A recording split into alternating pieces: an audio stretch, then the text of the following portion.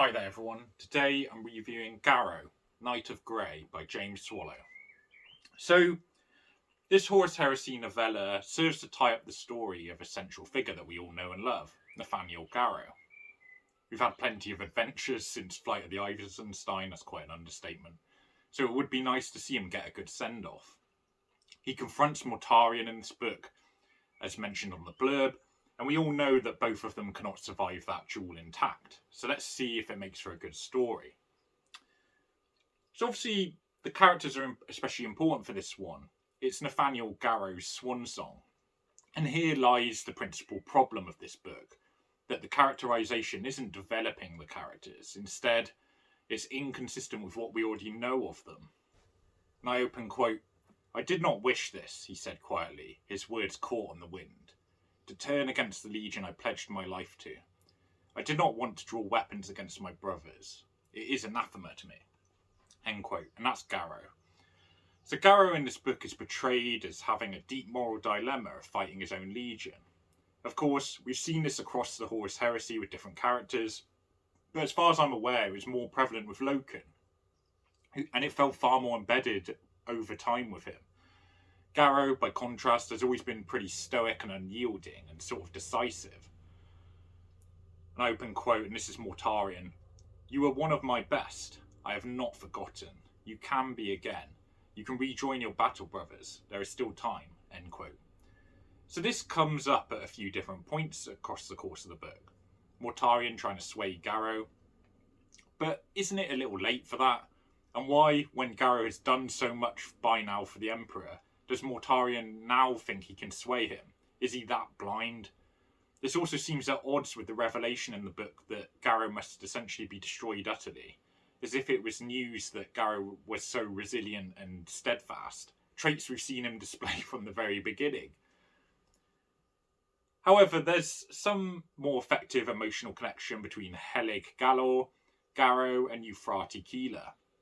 And maybe this is one of the few redeeming aspects of this book. And yet, even Keeler seems quite different to how she acts in Warhawk.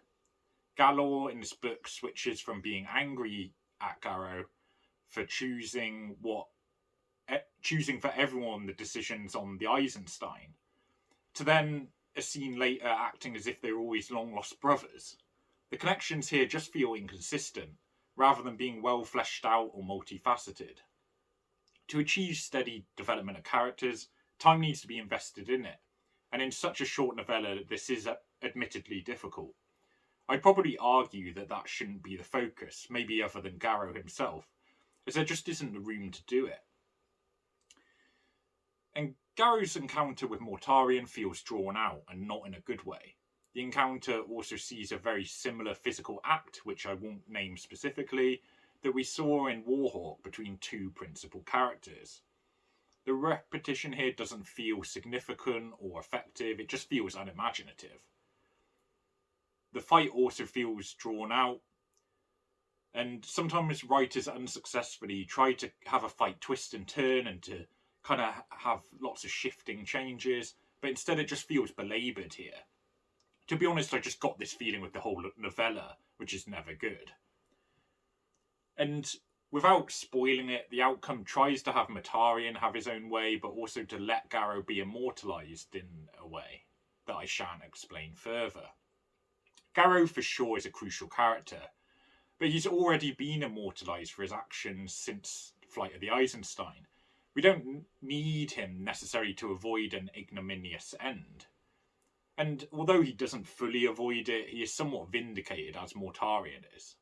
I'm being vague here to avoid spoilers, but suffice to say, it sometimes feels like it's written to fence it, trying to please everyone. The book is also focused on characters to such an extent that there just isn't time to devote to exposition. It's a short story, in fairness. Or even the wider Horus Heresy setting. In fact, it makes it hard to find positive points about this book, because I know James Swallow is capable of so much better. There are moments of standard fare, such as the fight against a certain metallic beast, but even these are just average or par for the course. To compound all of this criticism, the hardback novella retailed at 18 Great British pounds, and is only 144 pages. That's a really expensive price for about 2 hours reading. So in terms of final score, this book was really a big miss for me. The worst Siege of Terra book so far. It feels inconsistent, unnecessary, and like it was just trying to appease fans, rather than being well thought through.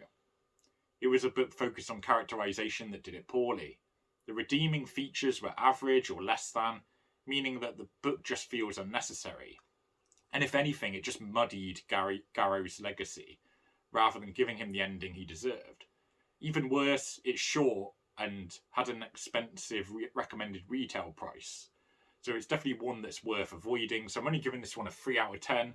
My latest reviews on Warhammer books, they're scoring pretty low, so let's hope for a good one next. I'm reviewing plenty more, so like and subscribe, and thanks for watching. Cheers.